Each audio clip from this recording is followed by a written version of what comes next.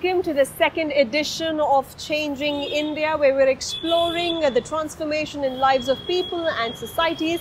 We're celebrating new ideas and innovations that are influencing our everyday lives and of course changing the world as well. In this edition, we talk about how women have been agents of change in the world.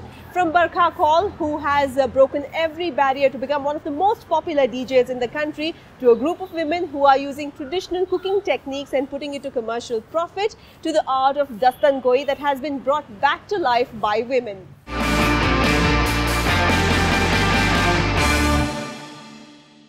Well, first stop is Delhi's Jamia Millia University, where a visit to the campus canteen, the Dastarkhan, is a learning in itself. WION Khan files this report to the smells of, what else? Food. This is the main campus of Jamia Millia Islamia, one of the largest universities in the country. Besides giving quality education, the Central University is also well known for Dastarkhan, a canteen that operates out of the main campus. It is not just the food that has the people talking, but Dastarkhan is a canteen being run exclusively by women and is operated by Ekta Self-Help Group with an aim to help the underprivileged women. जब हम आए थे तो सबसे पहले तो पैसे की परेशानी थी, लेडीज़ कहाँ से लाएं. We faced a lot of problems in the start, right from funds to getting the workforce. Even women who work here initially faced problems at home, with their husbands stopping them from coming here. When we started, men used to pass comments as they couldn't see that girls are walking out of their homes and earning. Some girls were even threatened at the start, but all this has improved now. लड़की है और जैसे अक्सर धमकी भी मिलती है, चला बाहर देखते हैं. The canteen is home to almost 35 women who make Dastarkhan an economic empowerment story. Ishrat is one such woman who works at Dastarkhan. She lives in the neighborhood with her family. Ishrat's earnings from Dastarkhan contributes towards supporting her household. Working at Dastarkhan has empowered Ishrat. Happy with her job, she cannot stop thanking her stars. मुझे 2 साल हो गए, मैं 2 साल से यहाँ job कर रहे हैं. हमने जिस दिन से खुला उस दिन से मैं यहाँ यहीं कर रही हूँ. I've been working here since the canteen started 2 years ago, and I'm thankful to God that I've been able to finance the education of my kids with the money I earn here. I have 2 girls and 1 boy, and my husband delivers drinking water to affluent homes. I love working at Dastarkhan and come in every day at 6 in the morning. When we started, we were just 4 women, and we used to run the canteen, but now have grown to 40 women. I will never leave this canteen. इसको तो नहीं छोड़ेंगे, इसको नहीं छोड़ेंगे, जब तक जिंदगी रहेगी यहाँ आएंगे. Underprivileged women from every religious background work at the canteen. An attempt by Shabana and team to strengthen its bond with the neighborhood and to increasingly educate gender sensitization. क्योंकि मेरे भी माँ बाप नहीं है, तो बचपन से ही मुसलमानों में बड़ी पली हूँ मैं. मुझे मुसलमानों ने बड़ी करी. I'm an orphan and I have always lived in a Muslim locality. I have been raised by a Muslim family and they even arranged for my marriage. जैसे कि ये है कि घर के दोनों मियाँ बीवी कमा रहे, तो हमारा घर. I worked at Dastarkhan as it makes me financially stable. Also, it is better when both the partners earn. We use my husband's earning to run the house, while my earnings go into the savings. This noble initiative is an attempt to promote gender awareness. Shabana and Jamia University officials hope other institutions also come forward and contribute to the larger mission of changing the socio-economic landscape of their surroundings. Zeba Khan for WION. Well, we leave you with all that food for thought. Now shifting focus to gender sensitization on the streets of Delhi. Manas, an NGO, is working with public transport operators on how to deal with the fairer sex. Discrimination on the basis of gender is a common evil. Often it leads to both physical and emotional trauma. To address this, gender sensitization is a must. Post-Nirbhaya, women's safety became an important issue in India, and mobility of women through transport, public transport system was one of the key areas that we worked on. From eve teasing to rape, women are victims of everyday challenges, especially while using the public transport. Manas believes in changing the mindsets of those who run the transport system. The government should create a feedback system, just like the private players for bus services it runs, so that they get to know the issues we face. Our current program with auto, taxi and bus drivers on gender sensitization is targeted towards incorporating the principles of mental health to bring about a behavioral and attitudinal change, which will lead to some sort of a behavioral activation that will make commute and travel for women travelers in public transport safer. Manas has successfully imparted gender sensitization to over 50,000 taxi drivers, 150,000 auto drivers and 25,000 bus drivers. And the numbers keep on rising on a daily basis. Respecting women is the need of the hour, and I am proud of the fact that I respect women. Bringing about a social change nationwide is a huge task. The way to tackle gender sensitization is one step at a time. This is Prateek Suri from New Delhi, WION. Well, let's turn up the pace and switch the beat a little. Barkha Kaul is rated as one of Delhi's hottest DJs today. But she had to slug it out in the male-dominated industry for years before she became what she is today. Nagin Singh caught up with her doing what she does best.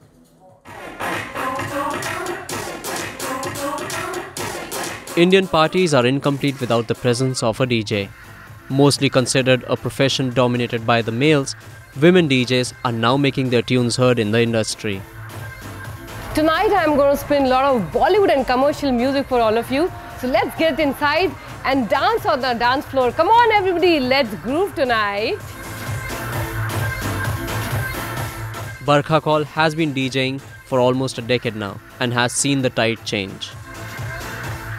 When I started learning, I was not married at that time. I told my mom and dad, they live in Agra. So I told them that, I'm learning DJing and I'm going to become a DJ. So my mom was very confused. My mom was like, what DJ? What is a DJ? At the same time, they were very confused that, oh, it's a late night job. So you are going to work late night and what is the security and everything, as you said earlier. So all those things came to her mind. But according to Barkha, the job comes with its risks. Barkha points here, the nature of her work exposes her to the risk of psychological and sexual abuse, especially while performing in private events. See a lot of female DJs traveling late nights, driving on their own. And it is a risky job, and wherever you go, to any party you go, you have to make sure with your clients beforehand that there are enough bouncers there or there is enough security there, because when people get drunk, you never know how they would react, so you don't want to get into any kind of mess after the party. So I make sure that the security is proper. At times it's safe, but at times I also feel that it's not safe, So then in that case, the event managers that we are working with, they also make sure they are very responsible guys, So when they see that the crowd is acting funny or anything like that, so being a female artist on the stage, they quietly come and tell me that, Barkha, you can go and sit in the green room for some time and let them just sort this and then we'll call you back. But what has helped Barkha is the support of her in-laws and husband. She is one of the most popular Bollywood and electronic DJs in India. Barkha has been featured in ad campaigns of some of India's leading brands. She has anchored shows on national television and even walked the ramp for the top Indian designers.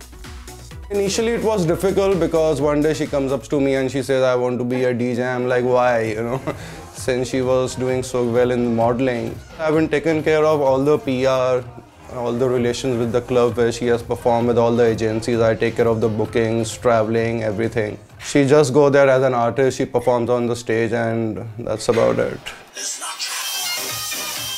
DJ Barkha Kaul is certainly a role model for young girls everywhere. From pursuing a DJ career as an Indian woman to making her mark on the thriving music industry, a representation of a changing India. This is Prateek Suri With Nagin Singh in New Delhi, WION. Where we're exploring the transformation in the lives of women in the country. In Bihar's Jumpshot Village, a local initiative is aiming to transform the health and sanitation facilities for girls and women. WION's Pratik Suri brings us this report.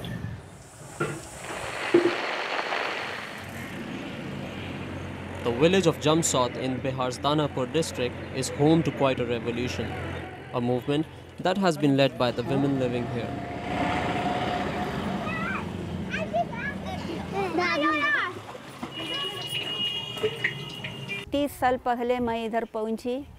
When I came here 30 years ago, there were a lot of sanitation and water problems during summers. Where there is no water, there are health problems for both the elderly and kids.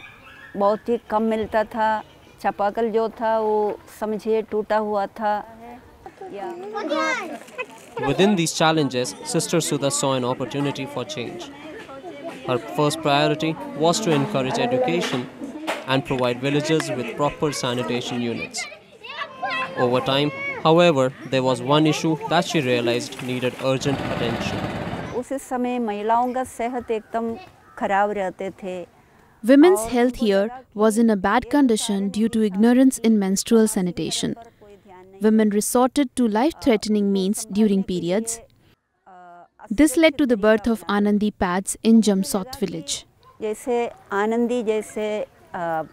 Anandi pads का जन्म बिहार में इधर ही हुआ है. The idea was simple, to make sanitary pads available and affordable for women. The way to do it was to employ local women to manufacture the pads using locally sourced agri-wastes. The result has been a dramatic increase in use of pads in Jumpshot and neighboring villages. A change that has led to cancer rates falling. जब से मेरे दीदी pad के मथी के बनाने के लिए हमको लोग बनाने के दिए. Since we learned how to make pads, we have started using them and are no more scared of any disease. The sister came here as an angel who took care of education for children and also the health of the elderly. While women in cities have all the resources, women in villages risk their health and sometimes their lives by using ash instead of sanitary pads. Sister Sudha has changed it all for women in Jumpshot Village and the surrounding areas by replacing ash with sanitary pads. This is Pratik Suri from Bihar, WION. Well, from Bihar to a village in Muzaffarnagar in Uttar Pradesh, where Rihanna is trying to help young women overcome trauma. Through education, she is enabling young boys and girls get a shot at life.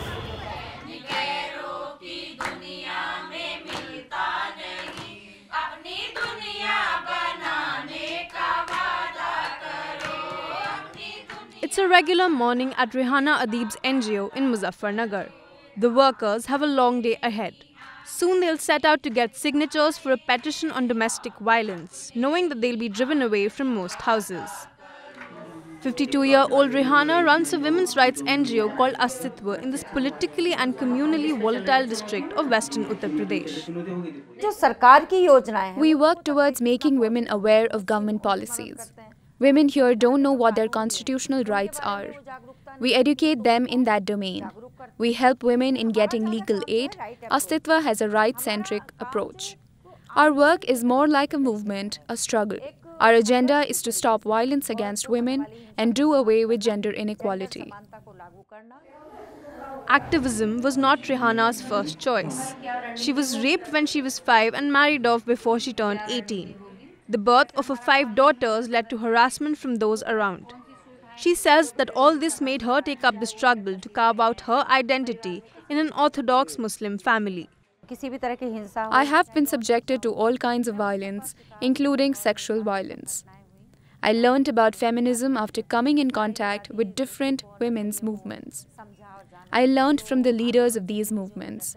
I read about feminism. That's how I became an activist.